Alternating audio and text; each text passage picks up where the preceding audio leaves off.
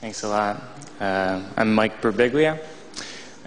And I got one of those last names that you always have to spell on the phone, like it's B as in boy, I-R, B again, I-G-L-I-A. And I wish my last name were just boy. I'd be like, it's B as in boy, and then the rest of the word boy. I'm Italian, but my family's not real Italian. We're like Olive Garden Italian. Sometimes people come up to me, they'll be like, in Italy it's pronounced Birbiglia. I'm like, in America, you're annoying. It was tough growing up, you know, kids would call me names like Birbigglebug and Birbibliography and faggot.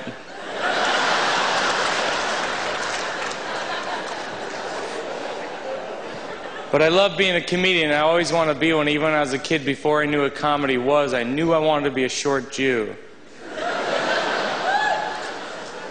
And my parents were like, we're Italian. And I was like, stop your kvetching. When I was a kid, I wanted to be a comedian or a rapper or the owner of a pizza restaurant where third graders could hang out.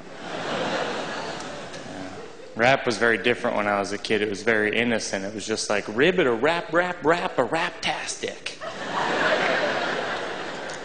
It's gotten so arbitrarily aggressive. Rappers will be like, it's 2005, mofo. I'm like, you're mad about the date? You gotta pick your battles, man. I mean, you get mad about that. No one's gonna believe you when you're mad about real stuff. Like, you crashed into my car, mofo. Yeah, but you were mad that it was 2005. You're like the boy who cried, mofo. There's certain things that rappers do that I really like. Like Busta Rhymes will have a good rhyme and he'll just say his name. He'll be like, cat in the hat, and that was that, Busta Rhymes. Sometimes I'll do that with jokes. Like, I like drinking coffee, but if I ever reach a point in my life where the best part of waking up is Folgers in my cup, I'm not sure I want to wake up. Mike Birbiglia. It surprises people I want to be a rapper because I'm such a ridiculously white bread cracker. Sometimes I'll use the word cracker in my act because a lot of black comics use the N-word. I like to use the C word, like, me and my cracker friends were driving down the street in my Volvo station wagon, and I said, hey, cracker, pass the sun chips. And he says, not till we get to the picnic, cracker. And I say, cracker, please. He's like, cracker, what?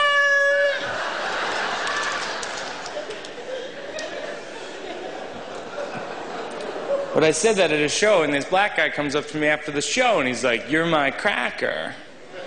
I was like, actually, sir, you can't call me a cracker. Only we can call each other crackers. You can say cracker, but not cracker.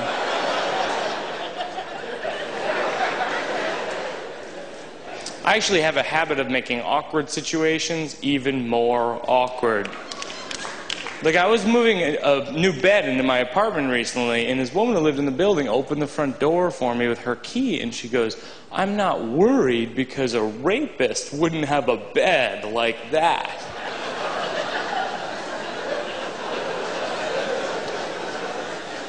Now, what I should have said was nothing. What I did say was, you'd be surprised. And there's nothing you can say after that. You're just like, or whatever. I'm dating a girl right now. I realized recently what I needed to find was a woman who loves me for my money but doesn't understand math that well.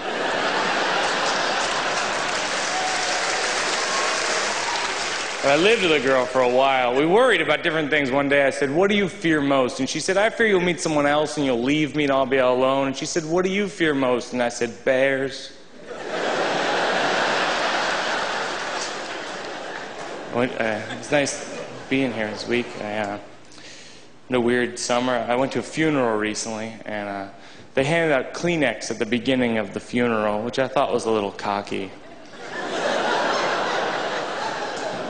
Like, wait till you get a load of this funeral. You're gonna cry and cry. She's so dead. And I got a sympathy card, but I find that a sympathy card is a very underwhelming gesture in a way. It's like saying, I know you're going through the deepest loneliness of your entire life, so here's a picture of a daffodil. I hope that works out for you. That's why I want to make my own sympathy card. Like on the cover, I'd put a picture of a duck-billed platypus playing checkers with an apple, and then you open it up and it says, the world is f***ed up. Mike Birbiglia.